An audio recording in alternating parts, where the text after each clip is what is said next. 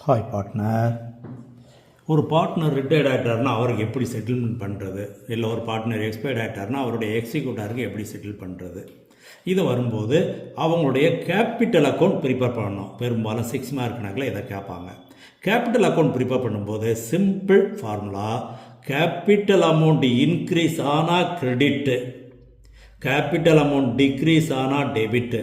எப்போல்லாம் இன்க்ரீஸ் ஆகும், முதல்ல அவங்களுடைய balance, reserve, general reserve, workmen compensation reserve, investment fluctuation reserve, எல்லாமே அக்யூமுலேட்டட் ப்ராஃபிட், அவருடைய ஷேரு.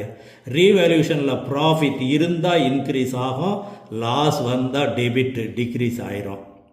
அதே இது அவருக்கு ப்ராஃபிட் எதுவும் கொடுக்க வேண்டி இருந்தால், ப்ராஃபிட்டாக இருந்தால் கிரெடிட்டில் profit and loss suspense account எழுதிடுவோம். அதே இது லாஸ் வந்தால், அவர் இறக்குற வரைக்கும் ஃபேமில் லாஸ் வந்துருச்சுன்னு சொன்னால் அதை அவர் அக்கௌண்ட்டில் டெபிட் எழுதிடுவோம்.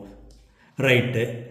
குட்வில், ஃபேமுக்கு குட்வில் இருந்தால் அவருடைய ஷேரை அவர் அக்கௌண்ட்டில் கிரெடிட் எழுதிட வேண்டியது. அவர் அடிஷ்னல் கேபிட்டல் அதாவது அக்கௌண்ட் க்ளோசிங் டேட்லேருந்து எக்ஸ்பயர் டேட் வரைக்கும் உள்ளதில் அடிஷ்னல் கேபிட்டல் இன்வெஸ்ட் பண்ணியிருந்தார்னா அதையும் கிரெடிட்டில் எழுதிடுவோம். அக்ரிமெண்ட் படி இன்ட்ரெஸ்ட் ஆன் கேபிட்டல் இருந்தால் அதுவும் கிரெடிட் எழுதுவோம். இதெல்லாம் கேபிட்டல் இன்க்ரீஸ் ஆகும். எதெல்லாம் டிக்ரீஸ் ஆகும்? Advertisement suspense, that is fixed asset. முதல்ல சொன்ன மாதிரி ரீவேல்யூஷன் லாஸு, நம்ம ப்ராஃபிட்டில் லாஸ் வந்தால். அதே போல் ட்ராயிங்ஸ் இருந்தாலும் டெபிட் எழுதிடணும்.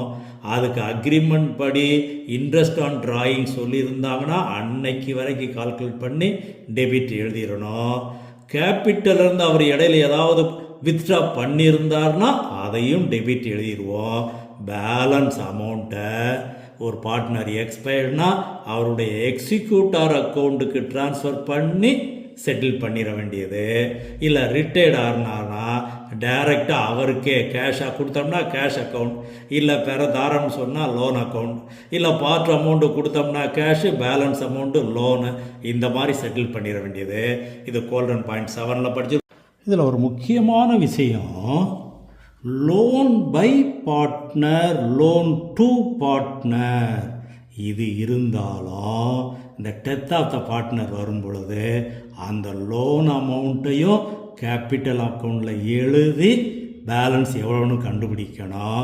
லோன் பை பார்ட்னர்னா இன்க்ரீஸ், லோன் டு பார்ட்னர்னா டிக்ரீஸ் டெபிட். அதுக்கப்புறம் மற்ற அட்ஜஸ்ட்மெண்ட்டை முடிச்சுக்கணும். Okay, I like you partner.